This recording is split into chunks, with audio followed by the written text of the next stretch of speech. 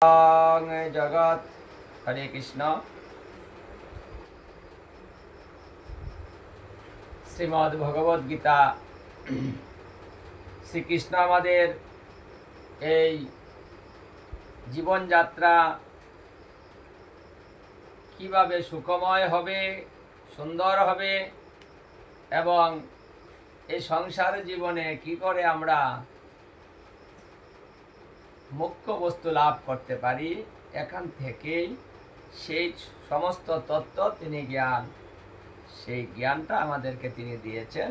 কুরুক্ষেত্রের রণাঙ্গনে যখন তিনি অর্জুনকে সেই বিষাদ দূর করার জন্য যে কথাগুলো বলেছিলেন, মানুষের বিভিন্ন রকম প্রশ্ন এবং তার সংশয় প্রবেশ করতেই পারে। তার মীমাংসা কিভাবে হবে, কাকে জিজ্ঞাসা করব? যার জন্য শ্রীকৃষ্ণ তিনি হলেন আমাদের বুদ্ধির প্রচুর দয়া, সমস্ত জ্ঞানের উৎস। এই জন্য তিনি চিন্তা করে দেখলেন যে এই জ্ঞানটা আমাকেই দিতে হবে, কারণ সামনে আসতেছে কলিকাল। জ্ঞানটা আমার এখন দিতে হবে, কারণ কলিকালের মানুষের জ্ঞানের অত্যন্ত প্রয়োজন হবে। জ্ঞানটা কম হবে, কথাটা ঠিকই বলতে পারবে কিন্তু জ্ঞানী কথা হবে না, জ্ঞানী লোকের সংখ্যাটা কম হবে। এই জন্য ভগবান শ্রীকৃষ্ণ কিন্তু এই জগতের কল্যাণের জন্য তিনি অর্জুনকে বিপক্ষে দাঁড় করিয়ে বিষাদ প্রবেশ করিয়ে সেই বিশেষ মুহূর্তে তিনি বিশেষ কথাগুলো বলেছিলেন। কারণ সংসার আমাদের একটা যুদ্ধক্ষেত্র, আমরা এখানে প্রতিনিয়ত যুদ্ধ করেই চলছি। যুদ্ধ ছাড়া কোনো সংসার হচ্ছে না। প্রত্যেকটা জীবনে, প্রত্যেকটা সংসারের মধ্যেই যুদ্ধ কিন্তু হচ্ছে, চলছে। কেউ যুদ্ধে হেরে যাচ্ছে, কেউ যুদ্ধে জিতে যাচ্ছে। হারছে কারা? যাদের জ্ঞান কম তারা, যাদের ধৈর্য কম তারা, যারা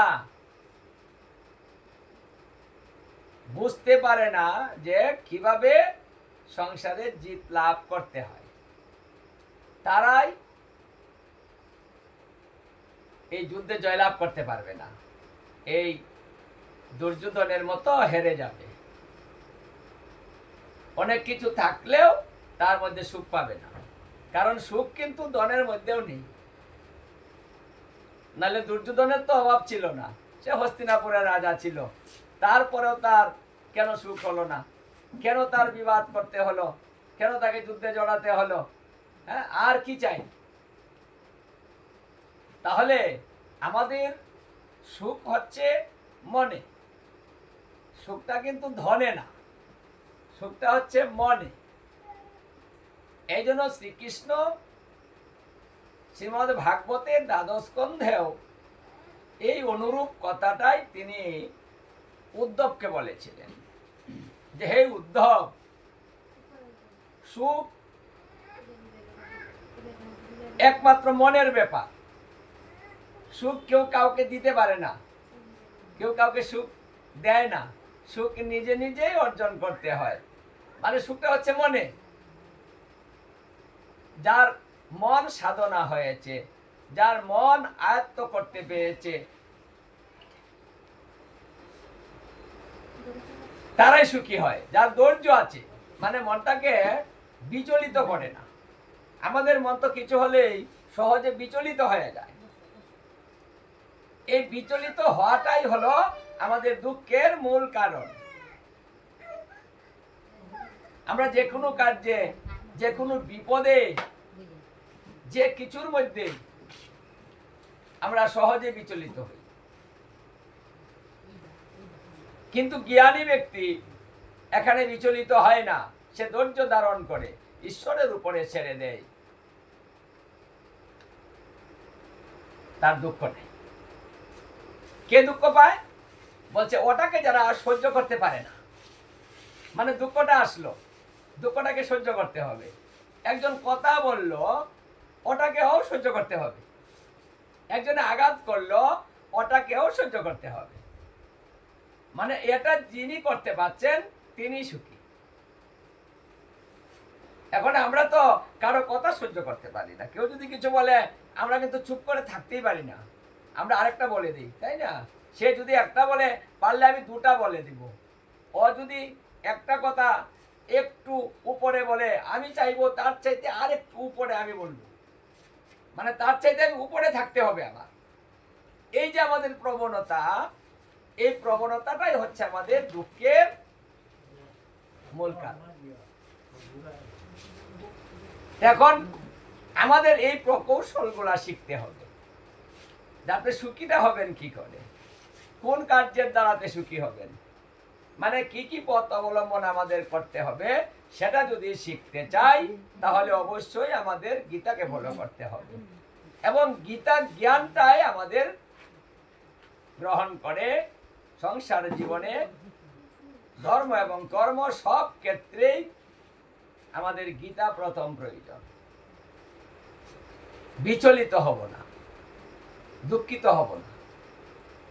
এই জন্য বলছে আগে মন সাধনা করো। এই কথাটা গীতাও বলেছে যে মন সাধনা করো। আবার ভাগবতে দ্বাদশ স্কন্ধে উদ্ধবকে বলেছে, হে উদ্ধব, সর্বপ্রথম মন সাধনা করো।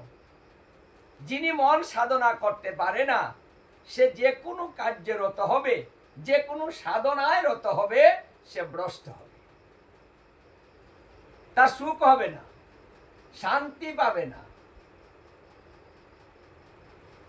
তাই যে কোনো সাধনার আগে প্রথমে মনটাকে সাধনা করে নিতে হয়। এই জন্য কিন্তু অর্জুন প্রশ্ন করেছিল যে মন সাধনা কিভাবে করব, সাধনা করার পদ্ধতিটা বলে দাও। তখন তিনি শর্ট করে বলে দিলেন, যেহেতু মন মেন, সাধনা করতে হবে আগে, করবটা কিভাবে? শ্রীকৃষ্ণ বললেন, অর্জুন, মন সাধনার সহজ পন্থা, মানে প্রাথমিক, সেটা কি বলছে? নিরিবিলি বাস করা, কথা কম বলা, আর বলছে নিরামিষ আহার করা। মানে যে জিনিসটা আমাদের ইন্দ্রিয়কে বিপদগামী করে না, বিচলিত করে না, উত্তেজিত করে না, মানে সেই সব নির্জীব যেগুলা সাত্বিক আহার আছে সেটি করতে বলেছে। সাত্বিক আহারে মন সুন্দর হয়। আর নিরিবিলি বাস মানে কথা বেশি বলা যাবে না, কম বলতে হবে। কিন্তু বেশি কথা বললে সেখানে কৃষ্ণ কথা বলতে হবে, মানে আন কথা বলা যাবে না। কথা যত বেশি হবে জ্বালা তত বেশি হয়। এই জন্য শ্রীকৃষ্ণ আদেশ করলেন যে নিরিবিলি বাস করো, কথা কম বলো, তাহলে ধীরে ধীরে মন নিজের আয়ত্তে চলে আসবে। এটা হলো সুখের প্রথম ধাপ, নিরিবিলি টুকটাক কথা বলা, বেশি কথা নয়।